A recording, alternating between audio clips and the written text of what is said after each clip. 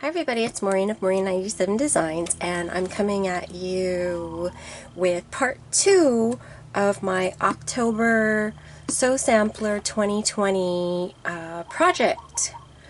So I'm showing the box again because I don't want to spoil it in case anybody hasn't seen their box yet and doesn't want to know what's inside.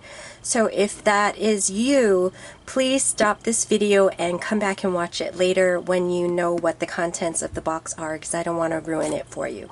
Because I'm going to go into it right now, so please turn off your video player. Okay, here we go. So I did get my La Casita finishing kit for October 2020, and here you can see the paper that came with it. And it comes with a half yard of the kind of tannish, brownish border, and then a half yard of the green leafy fabric for the binding. And then if you want to do backing, you need 1 yard for the wall hanging or 1 3/4 yards for the table runner. But as I said in my part 1, I'm not doing either of those. I altered my pattern a little bit so that I could make it bigger. And I got my fabrics and figured out what I wanted to do with them, and I actually use a program called Silhouette Studio Designer. And what it is it's software meant for using the Silhouette brands of electronic die cutting machines for paper. But you can also use them for fabric, and I happen to really love the software for designing quilts. And I've been doing that kind of ever since I started quilting. I looked at all the other quilting programs that were out there, and they sort of didn't work how I wanted them to work. So I already had familiarity with the Silhouette Design Studio, and so I just ended up using that for my quilts, and it is really great. And if you guys are interested in a tutorial on that, I'm not exactly sure how to do that, like to video my computer screen, but I will try and figure that out for you guys if you want to see that. So anyway, I brought up my Silhouette Design Studio and I put in a half yard of each of these fabrics into my designing screen and figured out that I could get 4 pretty much even strips from this kind of tan brownish backing that were 4.5 inches wide each. So because it's with the fabric, and my 30 blocks that I made for the courthouse steps didn't come out actually as large as I thought they would be. I mean, I could have just done the math, but yeah, they didn't come out as big as I wanted them. But what that means is that my half yard of border fabric is actually going to still fit as border fabric. And I actually made it a lot wider than the pattern, because the pattern calls for cutting the border, I believe, 2.5 inches wide. So this is a whole 2 inches wider than that. But I think it matches the slightly larger size of my quilt. And then I figured out that I could use the half yard of binding. I could still use it as binding at 2.5 inches for my larger sized quilt, because I was able to get 7 2.5 inch by width of fabric strips, which is plenty for the kind of smallish, I guess it's going to be like a lap size quilt that I'm ending up making. So I just wanted to show you that's the plan.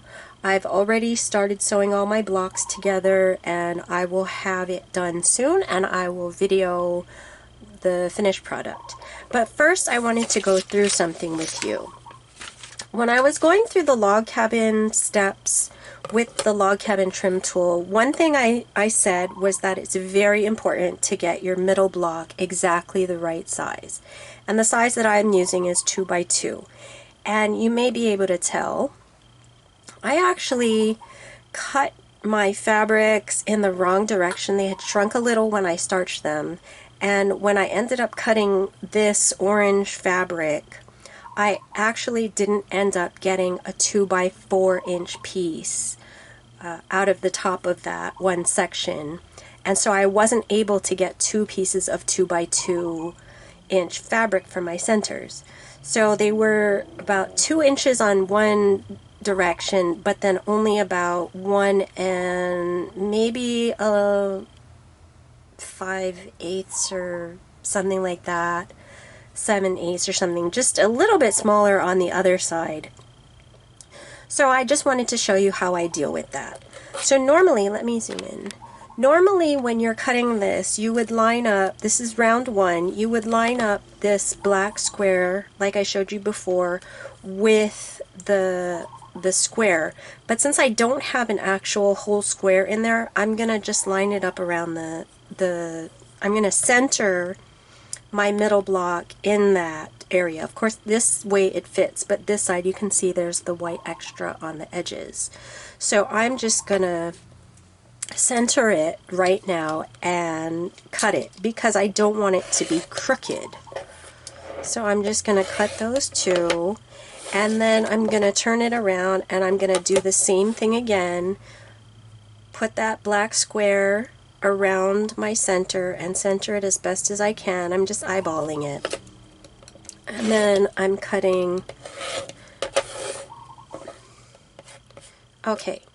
Now what this means is, I'm not sure exactly, but I still have a nice square. When I do my next round, I'm going to have all the correct size pieces. I'm going to be building on this square, which may or may not be the right size square. But what's going to happen is when I build on it, I'm going to keep trimming the same way, because every single round you have to line up that center block. I'm just going to keep doing it the same way for every round. I'm going to center that block in the middle of the square as best I can. And then when I get to the final round, it's going to be the same thing. So my block may or may not be the correct size square after every round after I trim it. But you have to remember that with the 6-inch log cabin trim tool, when you get to the third round, you're cutting outside of the entire square, and so it is going to, in the end, come out to exactly 6.5 inches. No matter how my rounds went, my ending will definitely come out 6.5 inches, and it's not going to matter that the center was a little off. I mean, looks wise, you may be able to tell that it's not a square in the center, but I think in the overall look of the quilt, it's not going to matter at all. So I'm going to finish up this round. This is my last block that I need to finish. I'm going to finish up all the rounds on this, and then I'll come back and show you just really quickly what the finished product looks like, and then we'll go on to finishing the quilt. Okay, so I'll be right back. Okay, so here's the finished block, and you can see, well, you can't really see, but it is exactly 6.5 inches square, and it doesn't matter that the middle was a little bit small. One thing that helped was that one of the sides was actually 2 inches. If you were going to start with a smaller square than 2 by something, like for instance if you had a 1 3/4 inch square, it might not work as well and you might really throw off your dimensions. I'm not sure if it would work. I'm thinking it probably would, just because the way the tool is designed, the rounds kind of make up for anything that's kind of going wrong in the block, like if it's crooked or if your pieces are too small or things like that. But I can't guarantee that it would work. But in this case, one side was actually 2 inches, so I think it worked out really well still in the end. And you can kind of tell, let me show you, you can kind of tell next to another block that, yeah, this is an actual square and this is a rectangle. But really, I think it's not going to matter in the finished quilt. So I'm going to go ahead and finish the quilt top.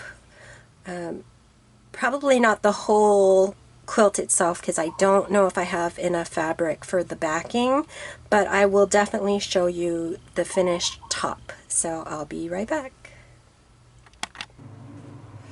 Okay, so I'm very happy to report that I actually finished the entire quilt. I got the finishing kit, and like I said, and I cut up the borders and used the binding, and I had plenty of binding left over. And then for the backing, I found that I had some pieces of Bella Solid in, I think it was like neutral or something, just this like really plain beige background. Well, of course it's Bella Solid, so it's plain. And then I did all the quilting myself with my Janome, and maybe you can see some of that. It's all done with rulers, Westerly rulers. So you can see on the border here that I have this kind of spirally thing going around the border, and it's a little bit harder to see in the blocks, but I can show you on the back that I have a couple different motifs. I have a larger star here, I think you can see that, and then a smaller star here. Let me get the bulk out from the back. So the smaller star here, and then I used a circle, and this is actually the very middle of the courthouse steps. I did a circle around that very middle square, and then these stars are done alternating big, little, at the intersections of the courthouse step blocks. I didn't do it within the block itself, like going off the center of the block, because I had the circle in the center, and I wanted to do the quilting on the intersections instead. Oh, sorry for those shadows. But yeah, so it's finished. I'm really happy with it. It came out to be 35.5 inches wide by 40, wait, what did I say? 35 inches wide by 40.5 inches long.